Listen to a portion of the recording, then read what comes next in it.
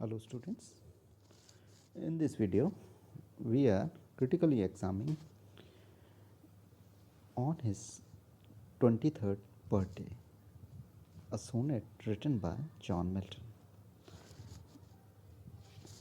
The sonnet on his 23rd birthday until recent times was assigned to Milton on 23rd birthday 19 December 1631.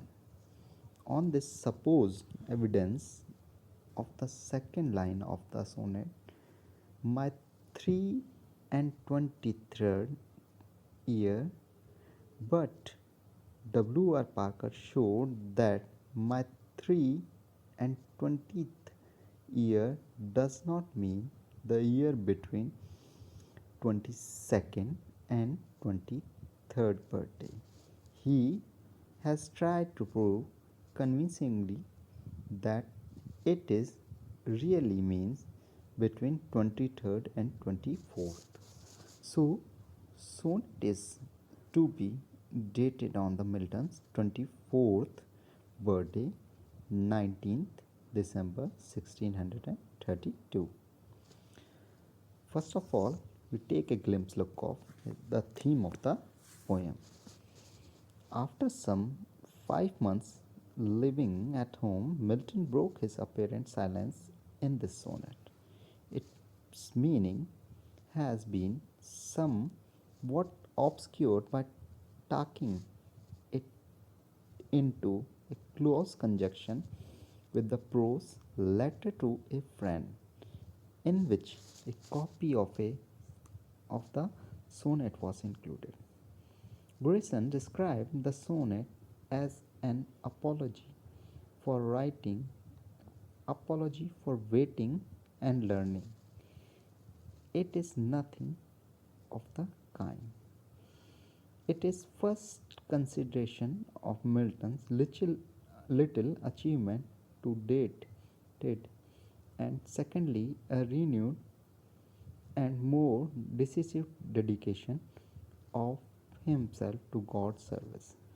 Dedication has the effect of resolving his doubts and fears and leaving mark on nearly all his subsequent poetry. The decision as between the church and poetry has, it seems, almost certain been already taken, at least in Milton's mind. The sonnet opens on a note of self-distrust. This is uncharacteristic of Milton.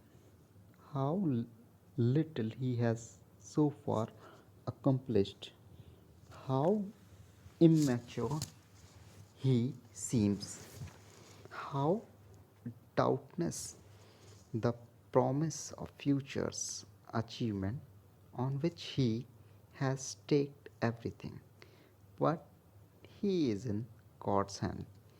Much or little, soon or late, it will be as God has determined. All that is in the poet's power, and all that matter in that by the grace he may use his talent in God's service and without submission to his will. Thus, Milton renews his self dedication, and with it the clouds rolls away. Though in the octave, first straight line are brought to a head by the approach of the 24th birthday with its seams of flying years. The whole poem is outcome of the period of silent self-examination. It records the final and decisive phase of Milton's early religious experience. In the sestate, means last 6 lines, Milton presents the resources of his faith to meet the doubts and fears formulated in octave. Milton resolved the poem by raising into a religious level where self regarding thoughts are simply irrelevant. Thus, the poem has an autobiographical value and importance. While talking the form of poem, we can say that Milton's sonnets are written on the Italian model. Milton here accepted the full discipline of the form with only minor irregularities. Taylor Stotch observed that this sonnet display a perfect regular petrarchal pattern with a strong break at the turn. While comparison with on his blindness, both these sonnets came a critical moment in his life. In the sonnet on his 23rd birthday, the imaginary had nothing biblical about it. The imaginary of the octave is that of the time as a thief and the garden of youth. The texture of the sestet is abstract.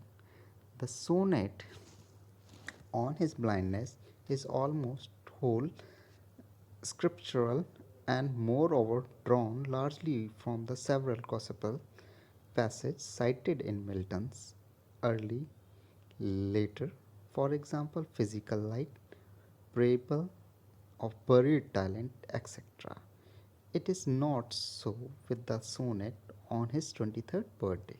Apart from a quiet journal, a great taskmaster, this sonnet does not refer directly to any one of the three biblical passages.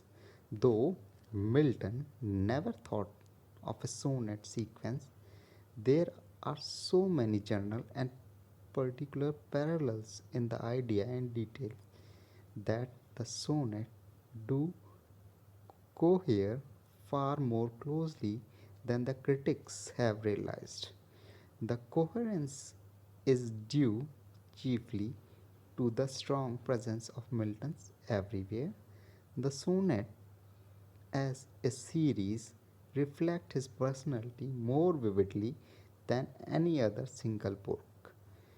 In almost all the sonnet, the poet remains the common factor and reveal center of the interest even when the subject is nightmare or Oliver.